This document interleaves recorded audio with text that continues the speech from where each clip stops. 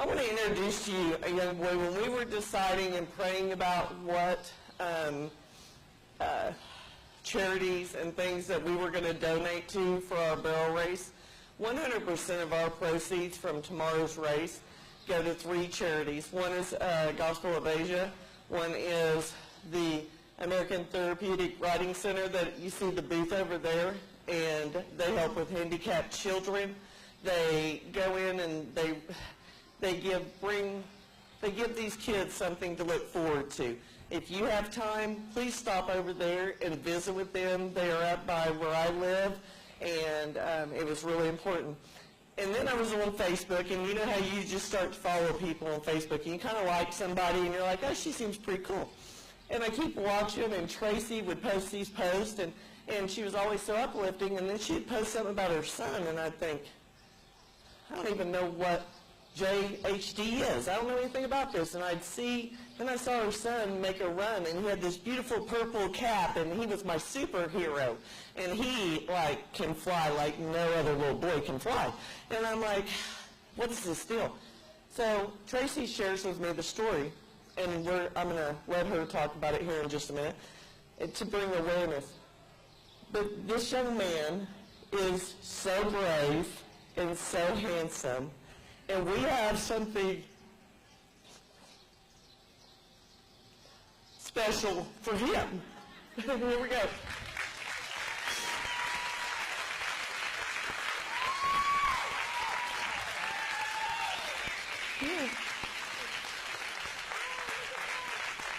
Byron, this says that you're a Saddle Up for Christ 2016 champion. We want to tell you, in our eyes, sweetheart, you're a champion.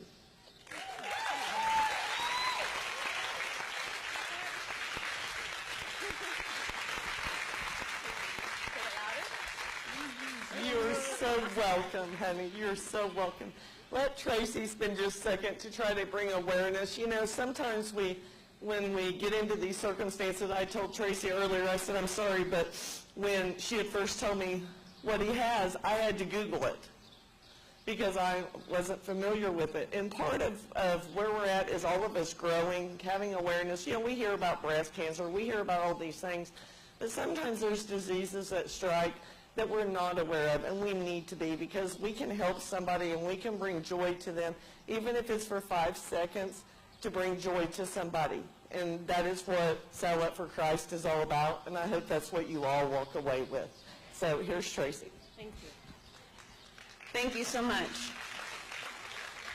I guess first things first, y'all, good granny, what an awesome event. Glory to God, right? Praise God. This is just such an amazing thing that they do. It's going to be kind of hard to talk about this, I'm not going to lie, but especially after Jackie makes you cry, and, you know, it's kind of tough sometimes to talk about, but we need to have awareness. As all of you know, like with breast cancer, they raise tons of money. There's tons of research. We're able to fight it. The thing with juvenile Huntington's disease is there is no fight. We have no fight. There's nothing for us to try to beat because they say we all lose. It's incurable, it's untreatable, and it's always fatal. There are 2 types of Huntington disease, and I'm going to get into detail about exactly what it is in just a moment. But there's adult onset Huntington disease, and there's juvenile onset Huntington disease. It's a hereditary neurological brain disorder, okay? And in the middle of your brain, you have an area called the basal ganglia. So if you've ever looked at a picture of a brain, you see those 2 little holes in the middle? Well, in juvenile Huntington disease or in Huntington disease, that hole gets bigger and bigger and bigger, and slowly the brain dies from the inside out, okay? So 4 years ago, he could still break colts. He could still play football. He was a straight-A student, and he drove me up a wall. I have whipped this little boy by one arm, running in a circle, more times than you can count, because he was hyper, he was loud, he was obnoxious, but he was my #1 man his whole life. I told you that this disease is hereditary, genetic. It did not come from me. We actually do not know his father. That's a whole nother long story in and of itself. But he is my gift, and he is my blessing. And like I said, he was perfectly normal growing up. Perfectly normal. Just, I beat him all the time because he was a brat. I beat him so much, I didn't even have to spank my daughter. I just looked at her and she knew better. She said, I see what you did to Bubba. I'm good. All I had to do was just give her that look. She'd start crying. But you didn't mind being beat, right? Nope. I trained him. Did you see the ear twist? But he was a good kid. He wasn't a bad kid, okay? At the age of about 17, he starts dropping the ball. He starts slowing down in his schoolwork. We started to notice a rigidity about him, and the best way for me to explain that is more of a robotic type movement to him. He started to somewhat move robotically. And he had gotten bucked off a colt. He was helping me break a paint colt one day, and I used to dally him off. I'd dally a colt up, he'd get on it, and we'd go around the arena, and he knew what to do. If that colt broke loose, you bail. And so this colt broke loose from me, and I mean, he went rank real quick. He bit his tail like something I ain't never seen. I said, Byron, get off! What'd you say? He said, nope, I can ride him. No halter, no lead rope, just hanging onto the horn and sticking him with iron. I'm like, Byron, stop. Get off, please. Horse is running down my arena and fixing to get to the end, and I'm yelling, Byron, bail. So he finally bails, and it was the strangest thing I've ever seen in my life. He hit head first, and his body stayed as stiff as a board. Normally when people hit the ground, they kind of crumble into the ground. His body stayed stiff, and he skid on his forehead. Did you not? He did. Skid on his forehead, and then he crumbled. And I was like, okay, get up. You know, we went in the house, washed what little bit of hide he had left on his face, and we went back to work. We didn't think anything of it. He could walk. He was okay. But about a month later, I guess people started telling me they started noticing things about him that I didn't see, as his mom, who saw him every single day and just thought maybe he was just a little quiet and really sore from getting bucked off. So after about 2 or 3 months, I went to the doctor and I said, look, he's not coming out of this. He got bucked off of a colt. I think we need to look at his head.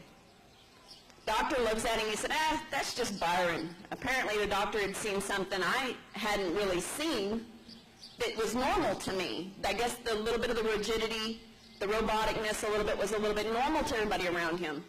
We never had a lot of the things that happen to a lot of the juvenile Huntingtons. A lot of the juvenile Huntingtons have a lot of emotional outbursts and bad behavior. He didn't have that. Once or twice he might have thrown his sister to the ground and choked her, maybe once, twice. But it was, come on, that's what kids do. I'd kick him, he'd get off, and she'd cry, and we'd be okay.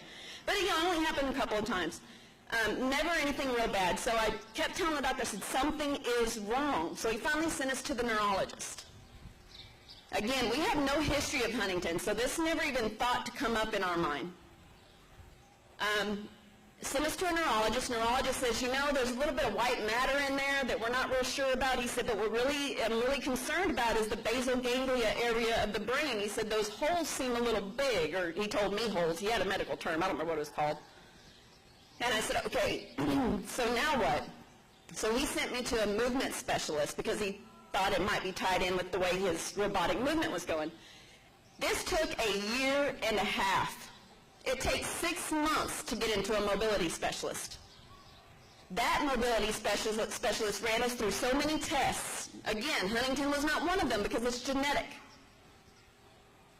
And so we went through Wilson's disease, juvenile Parkinsonian. That's what they originally were going to diagnose him with. And then I said, send me to another specialist. Basically, I'm going to be really honest with you. I had ran up my bill so much at that hospital that I couldn't go back. So I got referred to another hospital so I could run up a new bill. And I know that's terrible, and I'm sorry to all the taxpayers. I did pay. I'm still paying it back. But I just had to keep going. I couldn't stop. I knew something was wrong.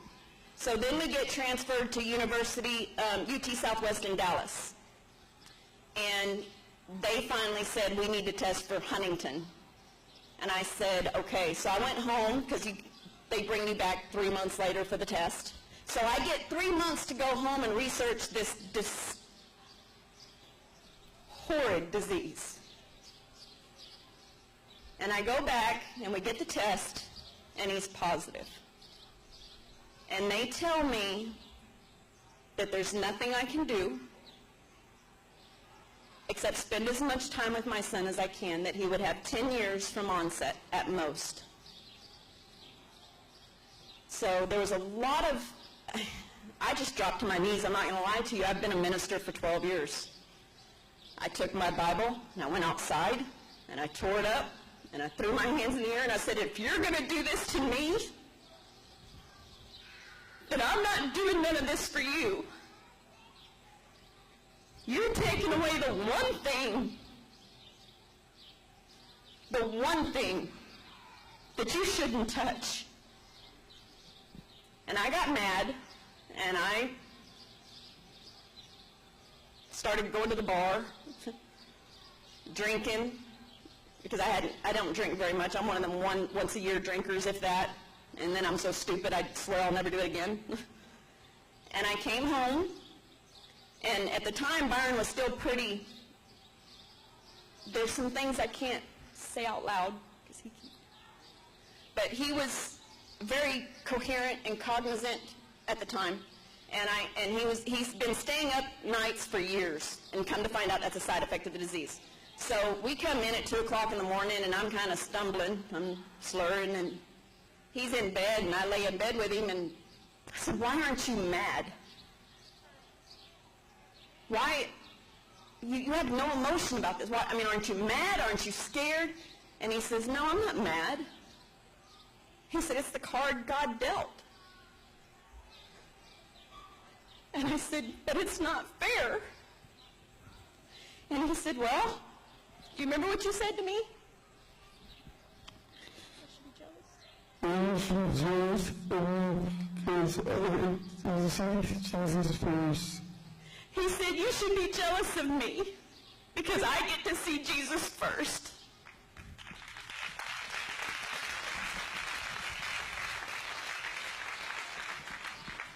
I didn't make this faithful young man. This is a product of God.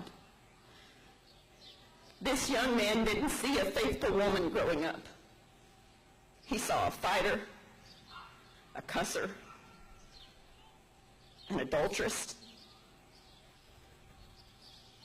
a liar, a thief, a rude and mean person growing up. God made him exactly how he needed him to be. And so when he said that, I went and bought a new Bible, got me a new fancy leather case, and I went back to speaking.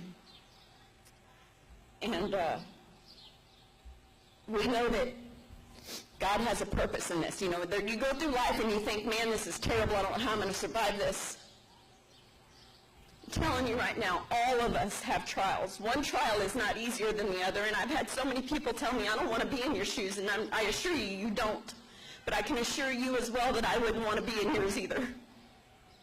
As tough as it is, as tough as it can be on days that I get mad and I kick things and I scream and I yell, why? Or why not? Why can't I have a cure? Even those toughest days, I've still got him. And when he's gone, guess what? I'll still have him. Because I'll be right behind him. And so we got to remember that every one of us go through trials. My best friend lost both her children. And she says, I couldn't do what you're doing. I said, honey, you already are. You already are. So when you're going through these battles, just because it doesn't seem like it might be as bad as what we're dealing with or what he's dealing with, it is, because it's your battle. Your battles hurt you. And that's why they matter. It doesn't, we shouldn't gauge battles. Oh, so-and-so's got it so bad. Hey, we're blessed. He still gets on a horse. I'm going to try like heck to have her up here tomorrow and let him run in the jackpot.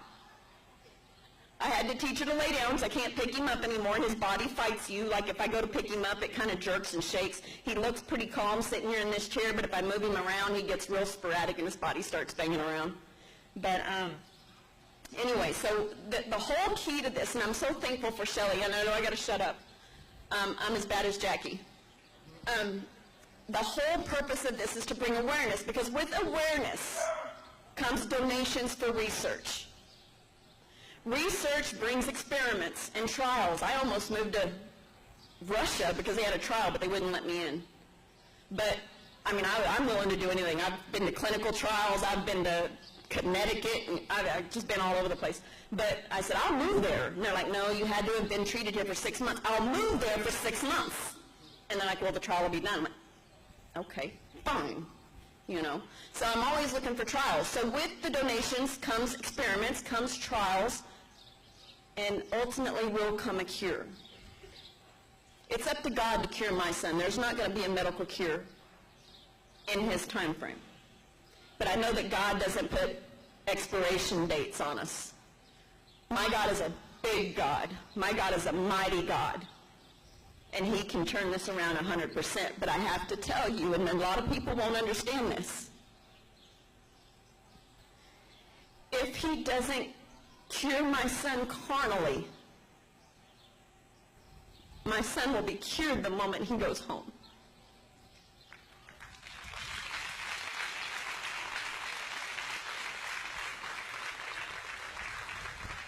So, we're not losing.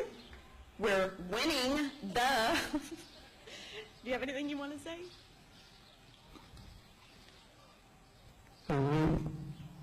Hello?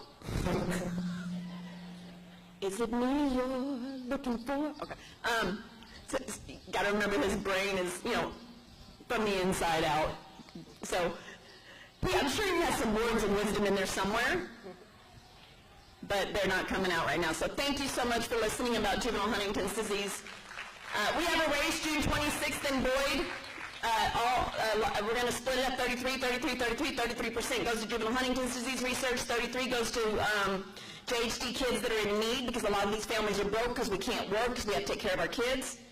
And then 33% will go to Super B here for whatever he decides his little heart wants. Probably, I think it was Universal Studios. So thank you.